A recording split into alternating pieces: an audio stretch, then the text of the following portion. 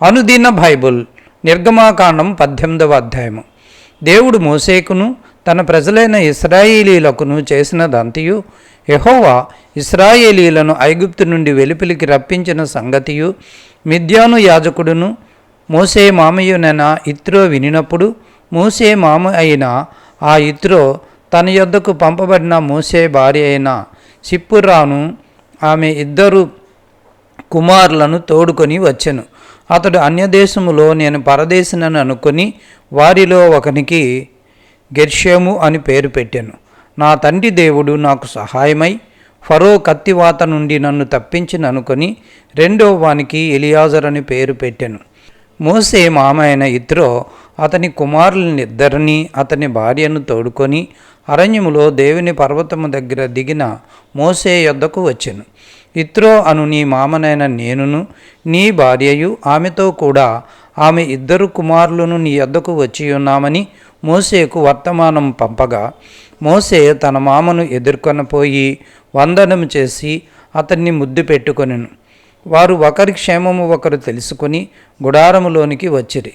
తర్వాత మోసే యెహోవా ఇశ్రాయేలీల కొరకు ఫరోకును ఐగుప్తీయులకును చేసినదంతయు, త్రోవలో తమకు వచ్చిన కష్టము యావత్తును యెహోవా తమను విడిపించిన సంగతియు తన మామతో వివరించి చెప్పాను. యెహోవా ఐగుప్తీయుల చేతిలో నుండి విడిపించి ఇశ్రాయేలులకు చేసిన మేలంతటిని గూర్చియు ఇత్రో సంతోషించెను.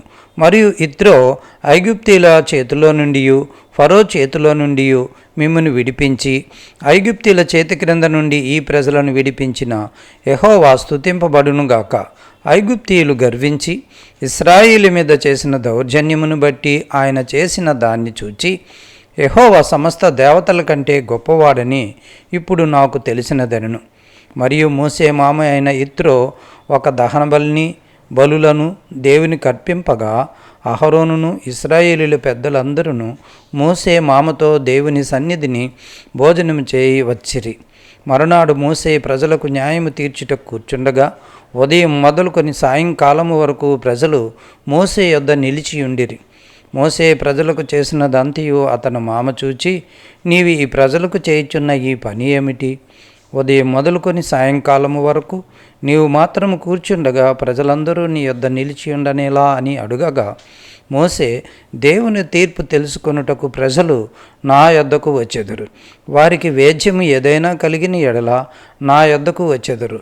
నేను వారి విషయమై న్యాయము తీర్చి దేవుని కట్టడలను ఆయన ధర్మశాస్త్ర విధులను వారికి తెలుపుచున్నానని తన మామతో చెప్పాను.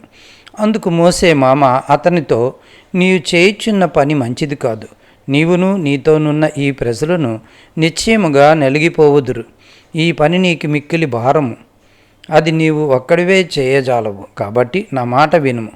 నేను నీకొక ఆలోచన చెప్పెదను. దేవుడు నీకు తోడైయుండును. ప్రజల పక్షమున నీవు దేవుని సముఖమందు ఉండి వారి వేద్యములను దేవుని యొద్దకు తేవలను. నీవు వారికి ఆయన కట్టడలను ధర్మశాస్త్ర విధులను బోధించి వారు నడవవలసిన త్రోవను వారు చేయవలసిన కార్యములను వారికి తెలుపవలను. మరియు నీవు ప్రజలందరిలో సామర్థ్యము దైవభక్తి సత్యాసక్తి కలిగి లంచగొండులు కాని మనుషులను ఏర్పరచుకొని 1000 మందికి ఒకనిగాను 100 మందికి ఒకనిగాను 50 మందికి ఒకనిగాను 10 మందికి ఒకనిగాను వారి మీద న్యాయాధిపతులను నియమింపవలెను. వారు ఎల్లప్పుడూ ప్రజలకు న్యాయము తీర్చవలెను. అయితే గొప్ప వేద్యములన్నిటినీ నీ యొద్దకు తేవలెను. ప్రతి అల్ప విషయము వారే తీర్చవచ్చును. అట్లు వారు నీతో కూడా ఈ భారమును మోపిన ఎడల నీకు సులువుగా ఉండును. దేవుడు ఈలాగు చేయుటకు నీకు సెలవిచ్చిన ఎడల నీవు ఈ పని చేయుచు దాని భారమును సహింపగలవు. మరియు ఈ ప్రజలందరూ తమ తమ చోట్లకు సమాధానముగా వెళ్ళుదురని చెప్పెను. మోసే తన మామ మాట విని అతడు చెప్పిందంతయు చేసెను. ఇశ్రాయేలీలందరిలో సామర్థ్యము గల మనుషులను ఏర్పరచుకొని 1000 మందికి ఒకనిగాను 100 మందికి ఒకనిగాను 50 మందికి ఒకనిగాను 10 మందికి ఒకనిగాను న్యాయాధిపతులను ఏర్పాటు చేసి వారిని ప్రజల మీద ప్రధానులుగా నియమించెను. వారెల్లప్పుడూ ప్రజలకు న్యాయము తీర్చువారు. వారు కఠిన వేద్యములను మోసే యొద్దకు తెచ్చుచు స్వల్ప వేద్యములను తామే తీర్చుచూ వచ్చిరి.